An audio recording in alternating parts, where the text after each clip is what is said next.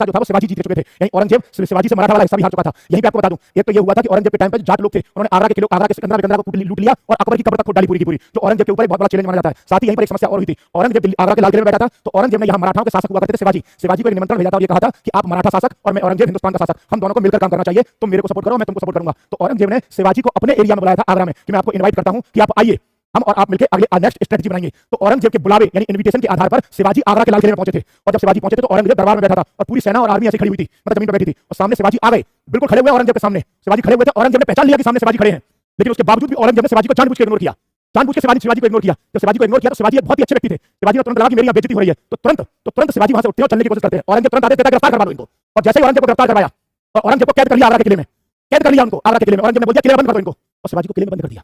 अगले दिन सुबह दरबार लगा तो औरंगजेब ने आदेश दिया कि गिरफ्तार किया गया शिवाजी, उसको लेके आओ दरबार में। यानी गए, पूरा आगरा का किला छान मारा, पूरा आगरा का किला छान मारा, पूरे आगरा के किले में शिवाजी नहीं मिले।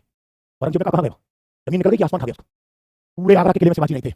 दरबार में बैठा हुआ एक आदमी बोलता है औरंगजेब से, अब तुमने गलत आदमी को गिरफ्तार कर लिया। मेरा मतलब वो शिवाजी है, छत्रपति महाराज शिवाजी, वो व्यक्ति गुरिल्ला युद्ध का माहिर आदमी है। गुरिल्ला युद्ध जो पहाड़ियों में चुप के लड़ा जाता है, जो पहाड़ों में लड़ा जाता है, वो बंदा पहाड़ों पर चढ़ देता है। ये तो आगरा का किला था, रात को दीवार कब दीवार कूद के वो निकले होंगे किसी को पता नहीं है। इसका मतलब ये था शिवाजी आगरा के किले की दीवार कूद के निकल गए। अब होता क्या है, 3 से 4 दिन 5 दिन बाद औरंगजेब के दरबार में एक पत्र आता है। उस पत्र में लिखा होता है कि औरंगजेब, तूने मुझे धोखे से अपने दरबार में बुलाया और मैं तेरे धोखे में फंस गया और मैं तेरे दरबार में आया, लेकिन तूने मेरी बेइज्जती की, सो तो ठीक है, लेकिन तूने मुझे गिरफ्तार करवाया और पूरे भरे समाज में मेरी बेइज्जती की है, ये बर्दाश्त नहीं होगा। तेरे में औरंगजेब अगर हिम्मत है तो इस मराठाओं के क्षेत्र में आके दिखा दे, एक बार अपनी पूरी की पूरी फौज लेके इस मराठाओं के क्षेत्र में आके दिखा दे, वादा है कदम रख के दिखा दे तू यहाँ पर कभी भी। औरंगजेब 1707 में मर गया, लेकिन कभी भी इस मराठाओं के एरिया में गया नहीं। क्यों? क्योंकि शिवाजी से औरंगजेब सबसे ज्यादा डरता था, इसलिए ये एरिया औरंगजेब से शिवाजी ने स्वतंत्र करा दिया था। मैंने यही बोला था आपसे, औरंगजेब के एरिया में सारे एरिया पर कब्जा था, लेकिन शिवाजी के एरिया में औरंगजेब आज तक नहीं गया। डेथ हो गई लेकिन पहुंचा नहीं कभी।